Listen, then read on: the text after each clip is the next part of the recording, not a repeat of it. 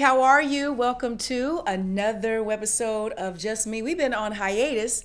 It's Tamika's fault and it's Dave's fault. No, really, the world and the community has just been busy with lots of headlines and some of it good, some of it not so good. And with Dave being a network cameraman and Tamika being a world premiere reporter, they've had to take some time out to really pay attention to those stories and fully bring them to you. So I'm happy to have snatched them out of the real world back into my world, and we can get back into Just Me. So thanks so much for watching and continuing to support. I know that I posted some rerun episodes, the best of, so definitely appreciate you supporting. And I am here this afternoon, this Monday, with yet another superstar. I like to say, just a jewel. Yeah, receive that, just a jewel. And I had the pleasure of meeting Miss Maisie Dunbar soon after my arrival here.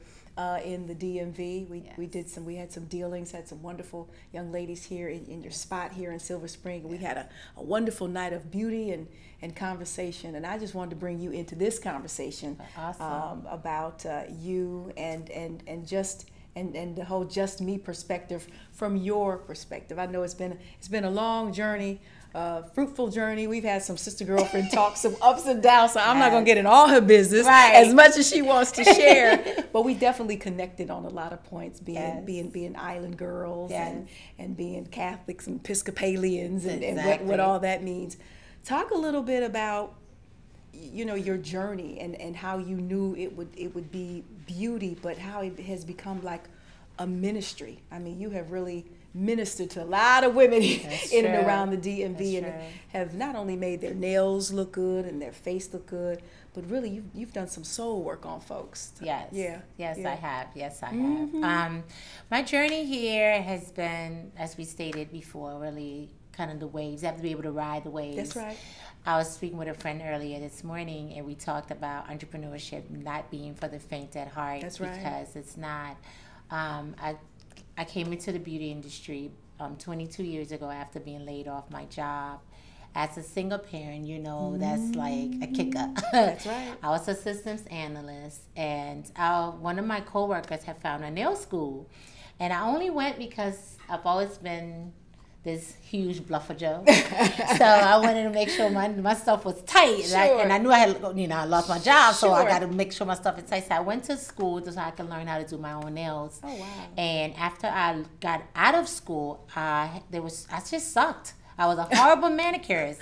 So I was like, this thing is harder than I thought. So I'm a person that I don't like things to challenge me. If they challenge me, I have to beat it at its game. So I started to take continuing education classes.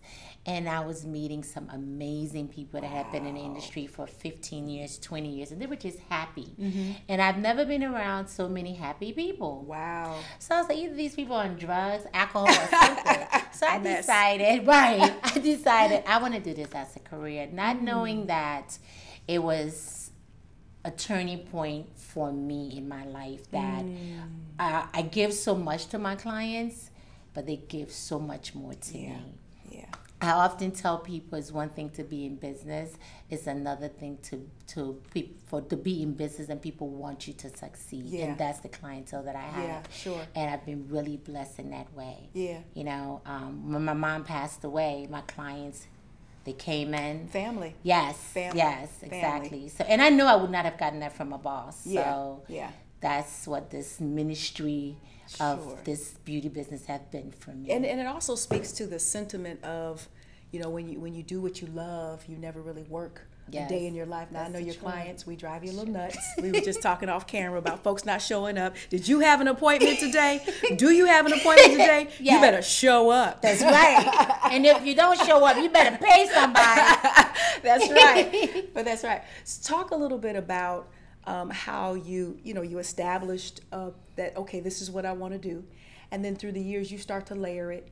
And now we're in this beautiful facility. I remember it before some of the remodeling took place. Yes. You were kind of debating on if you wanted to stay, or remodel. Yeah. Talk a little bit about how you then, you know, use that passion to then grow and to stay business minded, and then to get off into other aspects of the industry, because they will, she's jet set, y'all, and they will fly her out to do an Essence, right, to slay somebody for a red carpet. So talk a little bit how the business then began to grow into that type of networking. Well, what happened, what started this whole thing was maybe a year into the industry. I've always read fashion magazines, and I would look at the nails for Louis Vuitton, Gucci. I was like, these nails are hot. I want to do something like this. So one evening, I'm always working, as you all know. Yes.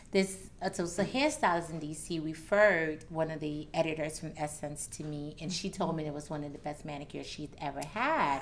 So fast forward, she brought me into Essence to do, they were doing a roundtable interview, and I was there. And you know, as a young person growing up, all we knew was Essence, Jet, Ebony, That's right. Ebony, That's and right. Ebony Jr. There wasn't this big festival thing that was a must to do to put on your calendar. There wasn't there. Exactly. Yeah. So for me, being in Essence office, I was like, somebody needs to pinch me, slap me, waste some water on me, or something. I'm sure. You know? I'm sure. So while I was there, I took advantage of the opportunity to ask.